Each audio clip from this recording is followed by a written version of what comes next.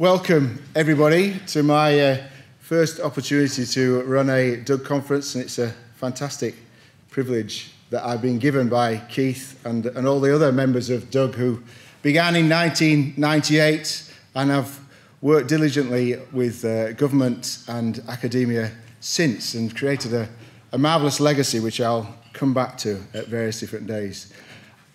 At the moment, I've not had any indications that there'll be a fire practice at any point, so I guess there's green signs around. They've actually not briefed me at all on those sorts of things. But anyway, we'll go for the conventional green signs to follow.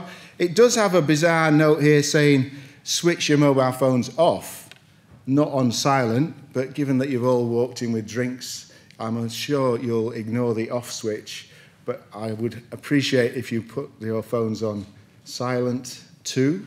And without further ado, we might as well move along to all the other things, but welcome. There's a whole variety of people. One of the fascinating things about DUG is that it's managed to bring all sorts of different people together. People from academia, people from government, people from the commercial sector, and as well, there's one or two people here from a group that I started on the London meetups called Analysts Anonymous, and I'm trying to get analysts to begin to speak for themselves, and we'll come back to that later on. So that is actually one of the reasons why we decided not to put your organisation names on your name tags, just to give you initially some reason to talk to somebody, to just find out where you are, and potentially to not go into a little huddle of people you know you like. You might accidentally talk to some people who are different. So excellent. Thank you. Let me just do my bit of introduction. It has come up, yes. So, analysis, the joy of exploration, challenge, discovery, and resolution. I'm extremely enthusiastic, and even more so having had a few months within DUG, at beginning to articulate what it feels like to do analysis. I feel it's way too much being focused on what for me is dull things like technology and even dull things like data. I'm really much more fascinated about the challenges, the problems that we get thrown at in commercial sector, and also I'm individually hooked and even more now convinced that others are hooked by this whole process of what it's like. So as I say, it's very much like, for me, it's very much like a narrative. You start off exploring the beginning of a journey, getting your equipment together, just wondering where on earth you want to go. You then have challenges along the way, and as you see the mountain climbers there, if you've ever done any walking up hills, you never quite know if the next peak really is the summit. It quite often is another summit somewhere along the way. And then every now and then, you get those points where things become clear in amongst all the confusion, those moments of discovery, those moments when the lights switch on and you realise that actually things make sense. And I remember a guy, I've forgotten his name, he was the Coloured Hats, Edward de Bono, hero of mine. He's the guy who was famous for coloured hats, that you wore a black hat where you want to be analytical, you wore a red hat when you wanted to be passionate. But one of the other things he said about the creative process was it's a bit like walking down a road. So if you're on a road, then the analysts should be the ones who are going off into the bushes and looking around on the outsides, on the edges of the roads. But they haven't done their job until they come out onto another road. And they can look back down the fork in the road to where they should have been, and that the solution's obvious. And he gave me this desire to say that analysts have never done their job until they've proved something that's obvious afterwards. And actually that's a big challenge to analysts, and you'll have all been there as well, when if you show something that at the end of it was really obvious to everybody, they all then wonder whether you actually were worth doing it in the first place.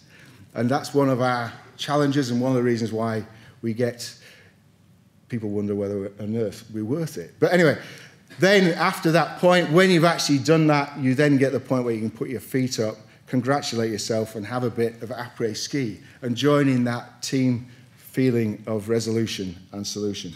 So what I want to advocate really strongly is that this is not an age of the machines. And what's been fantastic to me is actually over the summer, talking with other members of Doug, and particularly the courses that they've run, two Martins, Martin Calliam, Martin Squires and Stuart Robbins, who really focused on what it is to be a person doing analysis and the fact that you're actually dealing with other people and that you're dealing with people as employees, you're dealing with consumers as people, and that data is an intermediary. It's a tool that we need to remember.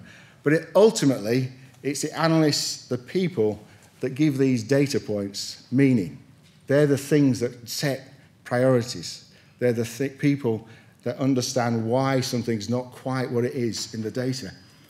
I was slightly concerned. I was talking to one of the Doug members, for obvious reasons at this point, I won't name it, and they were actually getting moved jobs because someone else had been appointed as a data scientist and has actually decided that all their store visits were cancelled.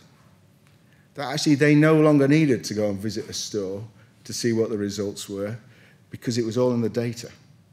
Now, I have to slightly admit, I'm a little bit like the convert of a no-smoker, because there was a day probably 15 years ago when I might have been that person saying, why do you need to do all those things? You can find all sorts in the data. But I have had my fingers burnt and done all sorts of bad things. It is seriously disturbing to me that people think everything's in the data and they don't want to look at what's going on outside. The real challenge for me is when the data and real world don't match, and you've got to do something to make them stick together and be a bit more creative. So remember, and I'll keep on advocating, and I'm really enthused that Doug is one of those places where people matter and analysts matter as people. I also think, and it's consistent with that, that analysis is a craft. It's something that you can do, you do an apprenticeship for. It's something which, if you've got a really clever bit of kit, you don't give to someone like a Del Boy with a Ferrari. They're the dangerous people if they don't know where to apply a really expensive kit in a strange place.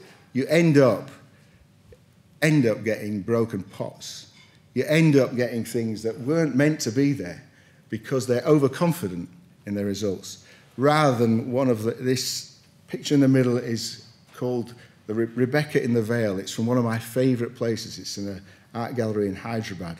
And if you see it, the incredible, this is all in marble, with the incredible texture around the veil. Some of the things that we can do in analysis is like that. It's intricate and fragile in order to tell some truth that's going on. It's not a collection of broken pots that are just rubble on the ground. And some of the things that you get from data analysis nowadays, just because it's big, just because it's fast, just because it's got loads of veracity, apparently, just goes like a train through what's really there, what really matters. One of my little rules of thumb is if you don't measure what you value, the really important things, you end up valuing what you measure. And so often those things happen just because they're easy to calculate, not because they're what matters. So they're like a craft. We have to understand the raw materials that we're dealing with. We have to understand the failure points. One of the illustrations I like to use is actually when someone's doing a bit of credit scoring.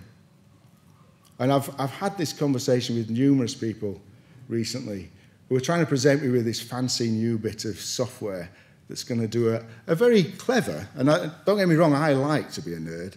I like to do all this clever analysis.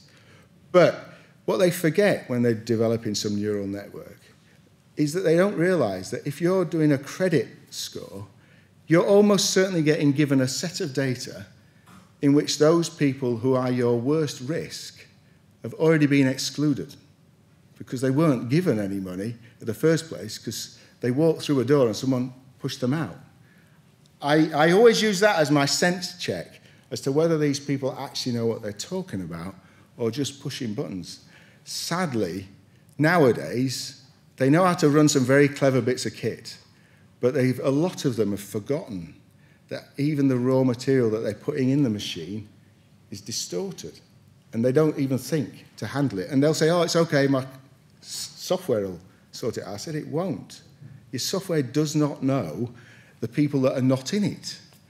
But anyway, I'll get off my hobby horse and remind you that this is all about making sure people matter and that people get experience and people have something to contribute in this idea of data science. And analysis, it matters.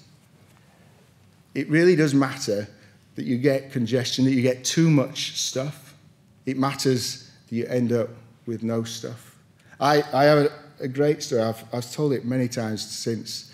Martin Callingham talks about in the course about why now wine stores open until 8 o'clock or even 10 o'clock in the evening. Martin was part of the project that was doing some analysis on the freshers stores way back. He happened to spot in the outliers, the residuals, that as they went through the day, the attendance went up. It was nothing to do with the actual project. But Martin then said, why don't you just open a couple of stores to see if people stay? Within a few months, it was 2 or 3 months, wasn't it, Martin? Within the 2 or 3 months, the whole of freshers was opening until 8 o'clock. The whole sector is now open till 8 or 10 o'clock at night. That came from a bit of an analyst looking at the residuals outside the data, not solving the actual problem, and it changing the way a sector worked. There's all sorts of stories like that. I still think it's quite bizarre, almost to the point of hubris, but actually now we're still recovering from a global recession that was introduced by a bunch of people who believed machines and didn't think about the data that was getting put in it. But yet we have got back within 8 years to thinking that machines will solve all sorts of problems. They do, don't get me wrong, I love machines, but they're a tool. It's like one of my heroes, George Box. He's a statistician who did all sorts of things, but he was one proud not to be a statistician. He gave the phrase, mathematics is a great slave and a terrible master. I would say the same about machines and machine science. They're great slaves. They're fantastic tools that mean we can make works of art we could never make before, but they're terrible masters. They're terrible things to put in control. So, what I want us to consider throughout the whole day, from a whole variety of different aspects. We've got Seth shortly coming from the academic sector, Neil later on coming from the government sector, James and Pete later on looking from the commercial sector. What it is, as a group of analysts, we can do to actually create a clearer path, career paths that we need to do. We'll hopefully try and capture some of those thoughts. I was challenged earlier on that I might be slightly idiosyncratic in my own view about analysis, and I ought to make sure I talk to other analysts to see what their experience is. I couldn't resist having so many of you from a variety of sectors in the room and us not try and capture things. So keep these questions in mind. What is it that we need to put in place to actually develop careers for analysts? And also, how do we get this balance right between what an organisation needs and what we as analysts need in order to actually do the job better? And we'll keep on reflecting on some of the talks to address those different things.